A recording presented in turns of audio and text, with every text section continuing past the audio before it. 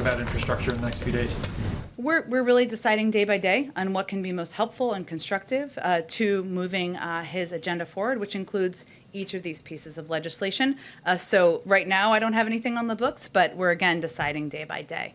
Go ahead. We're about a week away from the end of the fiscal year, and we understand that today's the day that the administration is going to suggest, well, instruct agencies to develop contingency plans for a funding lapse.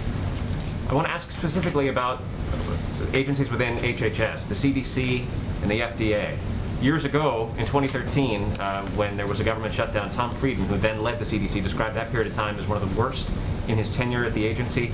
8,000 CDC staffers, he said, were furloughed. Do you expect a similar dynamic to play out if there's a shutdown this year in this pandemic, or will there be different instructions to those critical agencies now? Well, we are taking every step we can to mitigate the impacts of a potential shutdown on our pandemic response, economic recovery, or other priorities. The fact is, shutdowns are incredibly costly, disruptive, and damaging.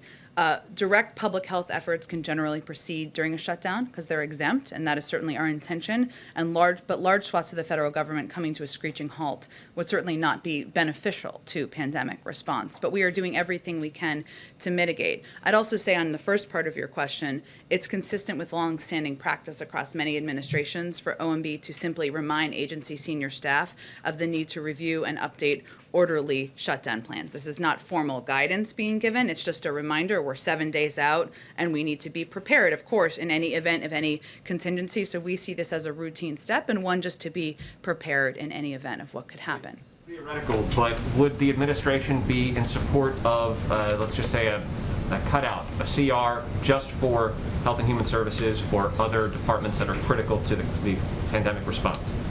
I don't think I'm going to speak to that, Steve. Our objective here, there is a CR that passed. There's a debt limit that passed, raising the debt limit that passed the House. The Senate can ask to raise both of them and to ensure there's funding for a range of government programs. Go ahead, and then I'll go, and then I'll jump more to the back. Go ahead.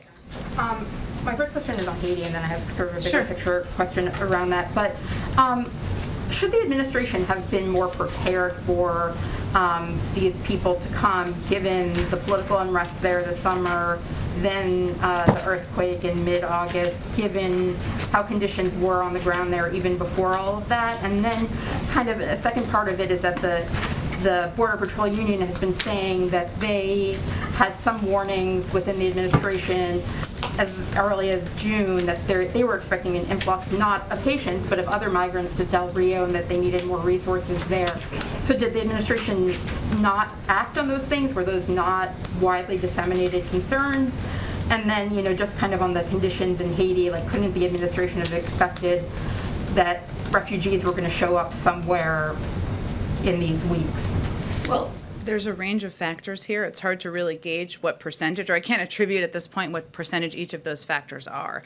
Obviously, there are challenging circumstances on the ground in Haiti with the government unrest, with the earthquake. There are also a number of smugglers who are taking advantage of this, and we've seen that over the course of the last couple of weeks.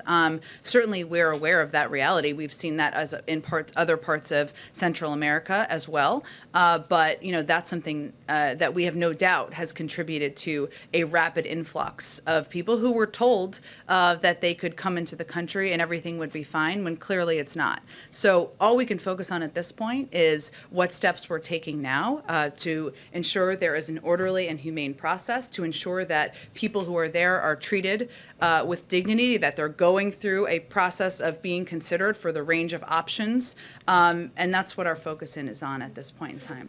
Sort of related things or not.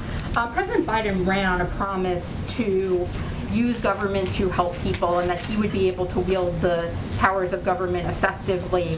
But we've seen on a range of issues, whether it's the pandemic, immigration, Afghanistan, some missteps or places where the government trying to do its best hasn't necessarily been good enough. So what do you say to a voter who might be saying, I thought Biden was going to know how to run this government, but now we're looking at a potential government shutdown in a week and a default on U.S. debt? I would say that every president is elected to weather storms and navigate crises, and they come to every presidency.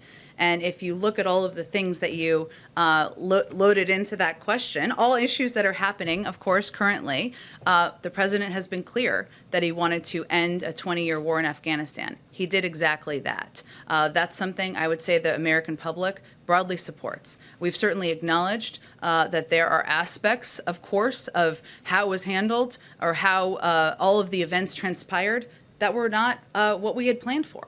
I would say on other issues, we are doing everything we can to prevent a government shutdown and planning to prevent the impact that we've seen in the past that has been quite devastating on different components of government. We're right now in the midst of trying to get a historic package that's going to address a lot of issues the American people care about across the finish line.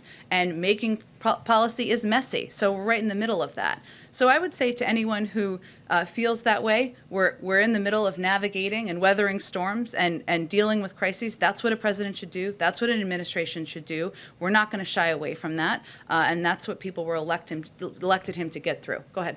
Also on Haiti, building on Jeff's question, I mean, when you have Maxine Waters saying that what these images and this policy harkens back to the slave trade, I mean, you're saying here that you're trying to communicate what the policy is. She and other Democrats who are your allies in other political projects are criticizing that very policy. Isn't this a larger problem, a political problem for the president than just merely communicating what the Title 42 policy is? It's not just about the Title 42 policy. I think Congresswoman Waters and others, as are we, have been horrified by the photos of the Border Patrol officers and that behavior. And we have taken very specific action in launching an investigation, ending a part of a policy that the Secretary of Homeland Security felt was problematic. There has also been a view that we were handling our immigration policy in a different way than we were handling for other migrants who were coming across the border. That's not true. And so what we've been doing is trying to explain what our policy and our process is and reiterate to everyone that our objective is not to keep the policy as it is, which is broken, which is not workable long term, to work with people who are frustrated to put in place a new immigration policy that is humane, that is orderly, that does have robust asylum processing. But we've also reiterated that it is our objective to continue to implement what is law and what our laws are, and that includes border restrictions. Go ahead. Jen, in the spirit of explaining the policy, can you explain how the administration is determining who gets to come in and get processed under Title VIII and get an NTA and who's getting expelled? On-the-ground reporting suggests that it's based off demographic, not racial demographic, but if you come in as a family, single adult, what have you. How is Border Patrol determining right now who actually gets to stay in and get processed and who gets expelled under Title 42? Sure. So across the border, including in the Del Rio sector, we continue to enforce Title 42. Families and single adults are typically expelled under this CDC directive when possible. The determination of who can be expelled or not is determined by a number of factors, including the makeup of the specific family unit. Some people with kids who are younger than a certain age are not accepted back in certain countries. We know that from our immigration policy writ large, long before the last couple of weeks. And agreements with the country origin and as well as agreements with the country of origin or last residence. As you know, and as all of you have reported, this is not just a case of everyone coming directly from Haiti. People are coming from different countries, some where they have lived for periods of time. Family units are different, and so each is made on a case-by-case basis. Another determining factor is detention capacity, both within ICE and CPB. And so as we have stated, those who cannot be expelled are placed into removal proceedings and issued a notice to appear, or when capacity issues and processing backlogs arise, they may be processed via an alternate means, which requires them to report to an ICE office to commence the next steps in their immigration proceedings. That's how the process works. DHS thus far has not given data on, specifically in Del Rio, of those who have been processed under Title VIII and those who have been processed under Title 42. Is there any breakdown that you can provide on that? I think they did provide yesterday, and I think they're going to be providing regular updates, and certainly this is something that is under their purview, as you noted, that the department has conducted 2 repatriation flights yesterday. I'm just going to give you a little more information than you asked for, but just so everybody has it, with a total of 318 Haitian nationals on board. These flights will continue since Sunday, September 19th. 12 repatriation flights have left the United States. 1,401 Haitian nationals have been returned to Haiti. 3,206 Haitian nationals have been moved from the Del Rio camp to CBP custody or to other sectors of the United States border to either be expelled via Title 42 if possible or placed into removal proceedings. Sometimes it requires a discussion in order to determine the path forward. Therefore, there remain less than 5,000 migrants in the Del Rio sector. And can I ask about police reform as well? Sure. Obviously, reports that those talks are dead. What's the White House strategy now moving forward to try and rein in police departments? And I know that the readout yesterday mentioned working with Democrats both in the House and the Senate. But what's the strategy also for the White House to work with Republicans as well, who did ask for more concessions when it came to these negotiations? Well, I spoke to this quite a bit yesterday, but I'm happy to speak to it again.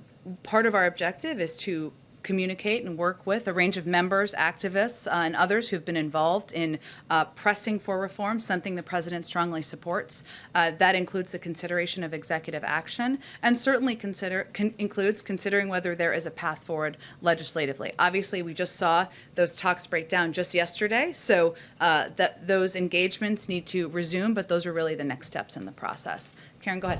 Thanks. Getting back to the Monday potential vote on infrastructure, you had said in response to Ken's question that the president's working closely with leadership to determine what the next best steps are. But what has he indicated he thinks the next best steps are? Is he looking at Monday as a hard deadline, or would he be okay with that vote being delayed by a couple of weeks?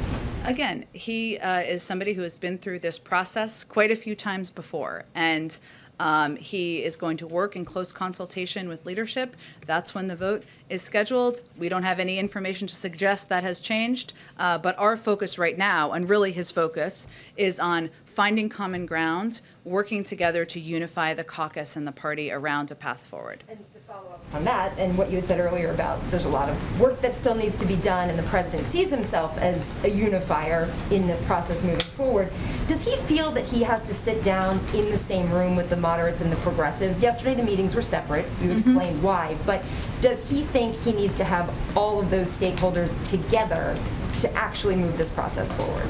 We're going to determine day by day what the right next steps are. So yesterday he had meetings with a range of voices, some who had different points of view. That's part of who we are as a Democratic Party, part of democracy, and we'll determine day by day what the best next steps are. Today I think it's follow-up on a staff level. Kind of like a middleman then, if he's hearing from the moderates and then passing that on to the progressives. He's not the only, they're talking to each other as well. So this is just his role in hearing from all of them and playing a role that he can to unify points of view and find the next best paths forward. Go ahead, Yamiche. Hi, thanks, Jen. A couple of questions on Haiti.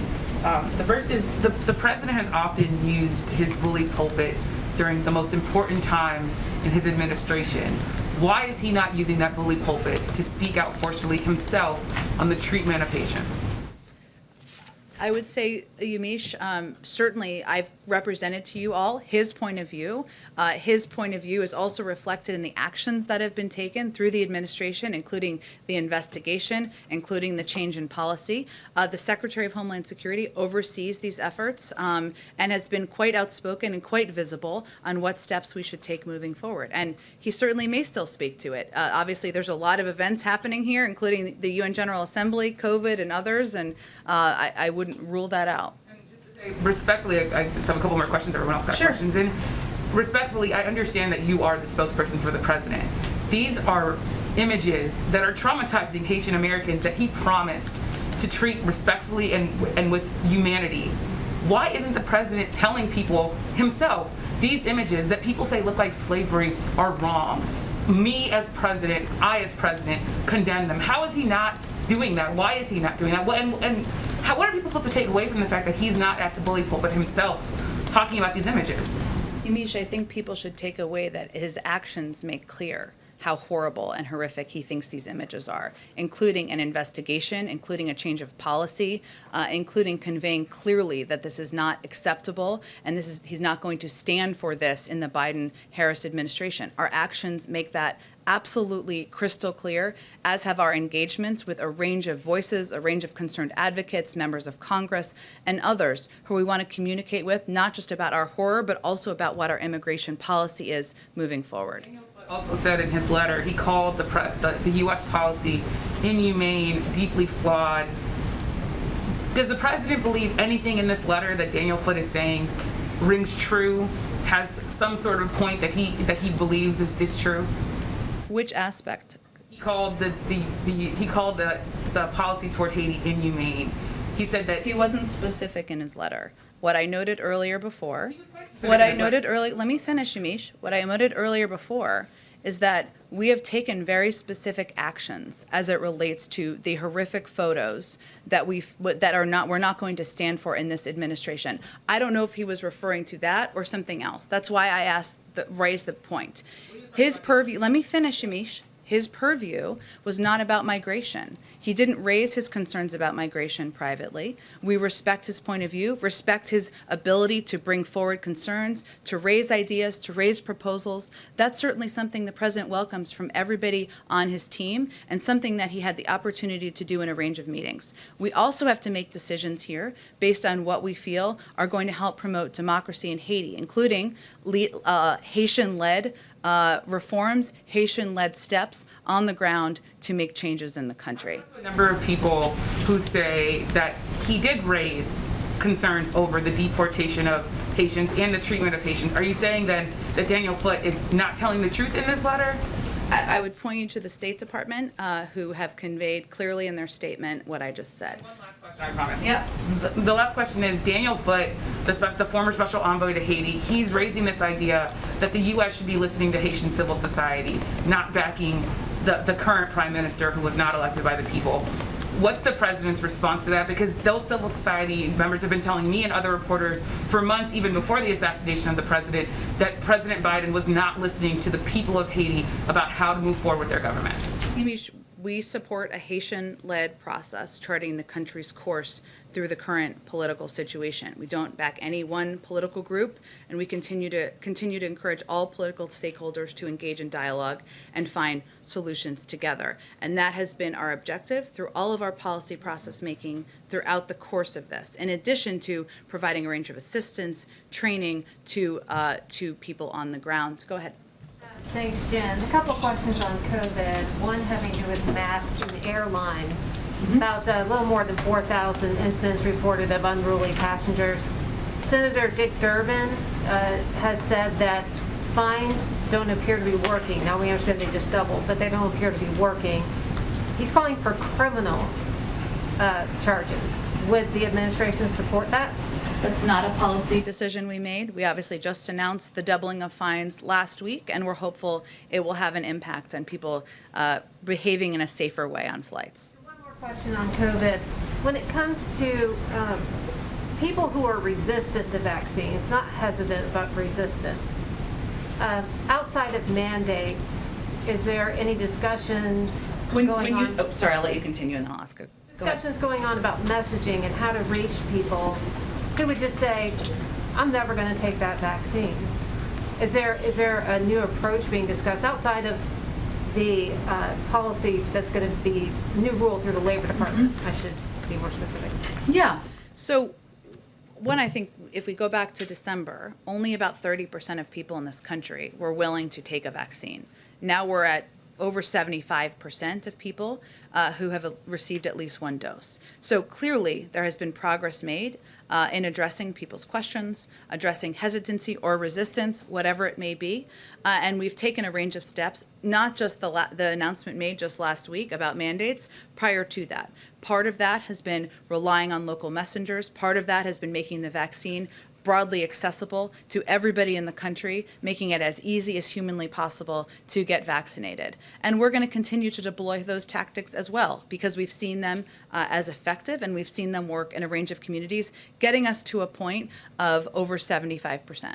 Follow up on COVID, please, Jen. Sure. So yesterday, the president, in his remarks, mentioned working together with partners to increase global vaccine capacity, including this upcoming meeting with the Quad.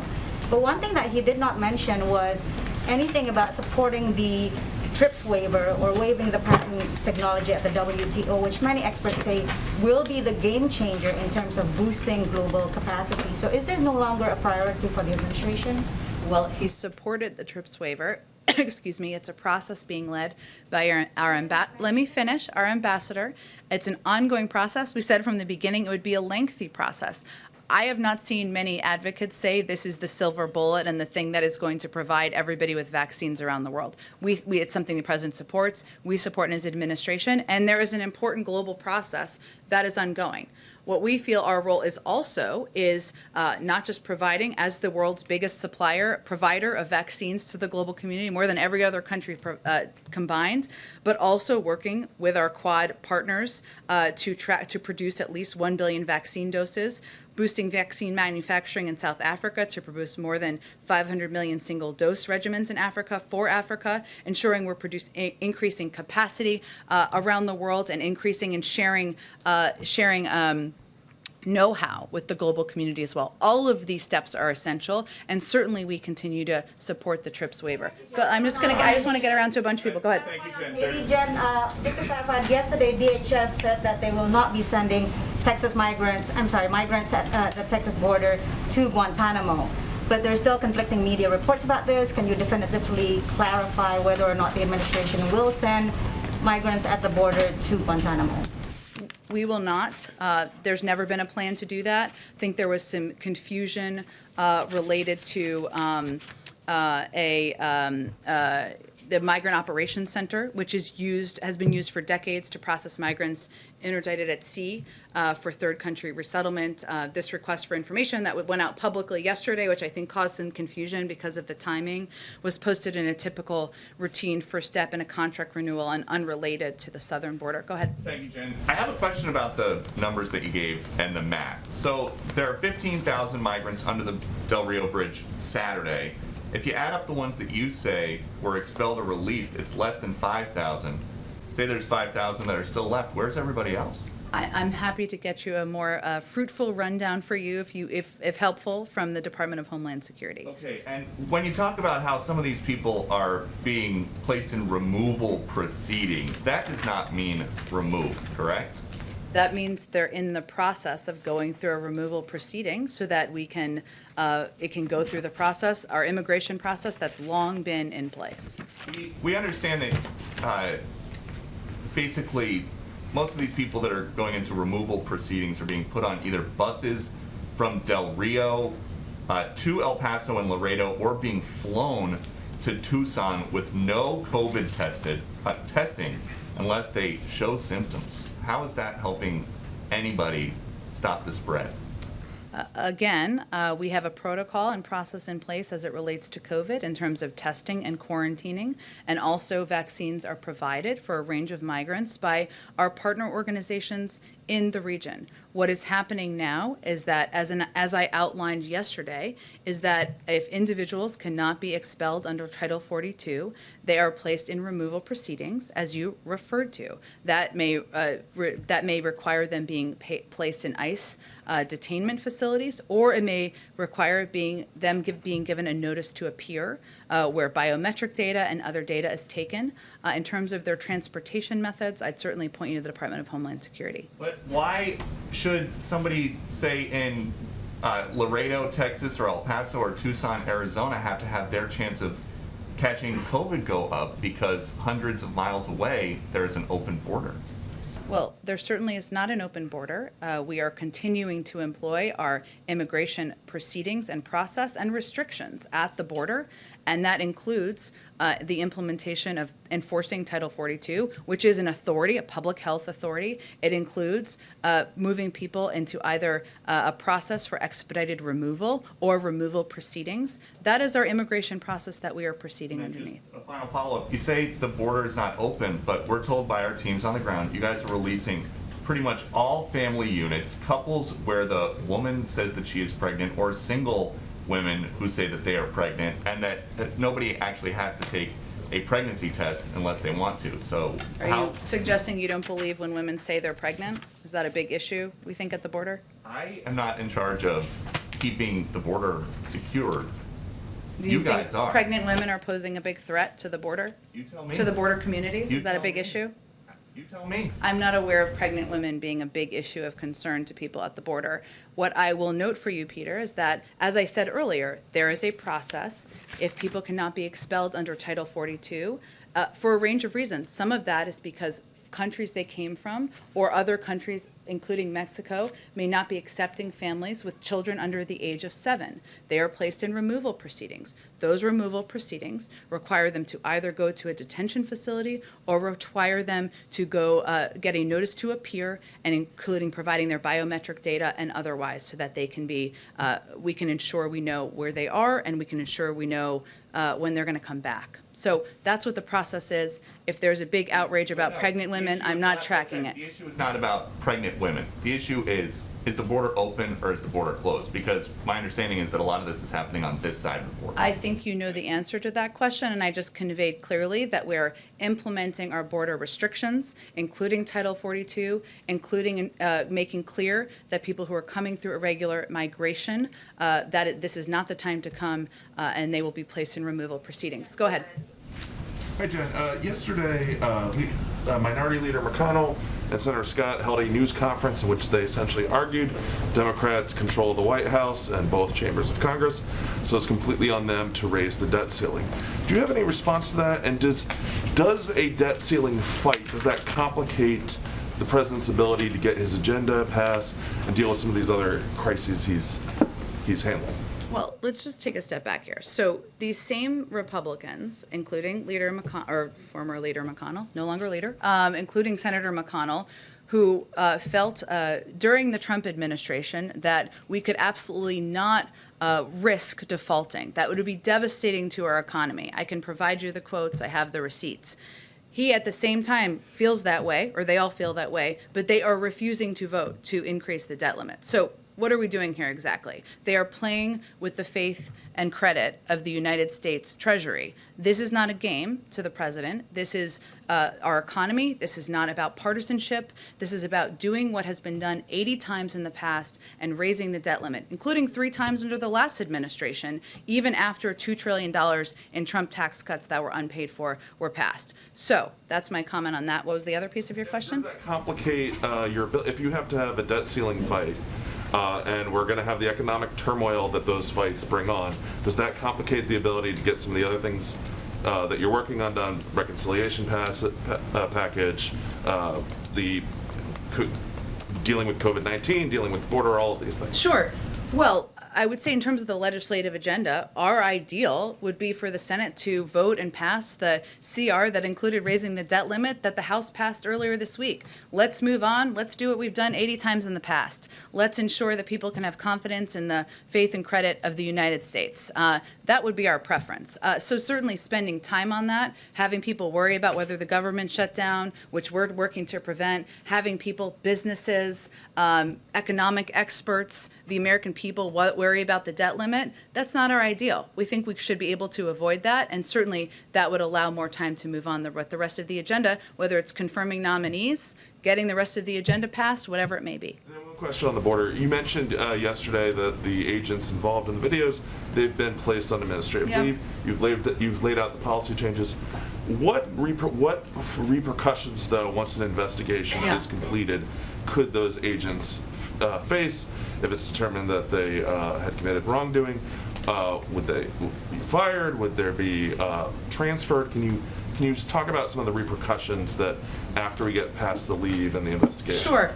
Well, the Secretary of Homeland Security made clear he wants that investigation to be completed by next week, and part of that process will be determining what happens on a personnel level, also on a policy level, even though he conveyed today one of the policy steps that will be taken. So I'm not going to get ahead of that process. That's why the process is in place, and I'm sure once it's completed, we'll have more to say. Go ahead. Thank you, Jen. Help us figure out something about the travel restrictions. So, starting in the beginning of November, people from 33 countries For instance, Iran, where 15% of the population is fully vaccinated, or Brazil, 39%, India, 15%. And then we look at Canada, 71% of the people are fully vaccinated, and still the border will remain closed. So obviously, it's not a... People can fly from Canada, right? Yes, but they can't drive through the border. I mean, it's not easy to drive from Iran or from Europe. That's but true. It's much easier from Canada. Fair point. 71% of the people are fully vaccinated, so it's not a health decision.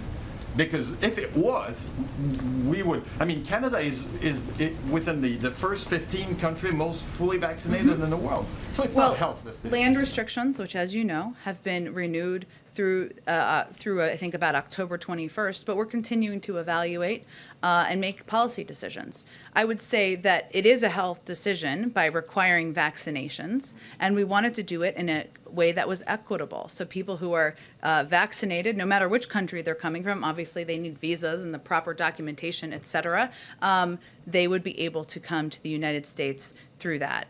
Land restrictions, I don't have an update for you on where that stands beyond it's been extended. We're continuing to consider additional steps. And what kind of an impact? Okay, thanks everyone.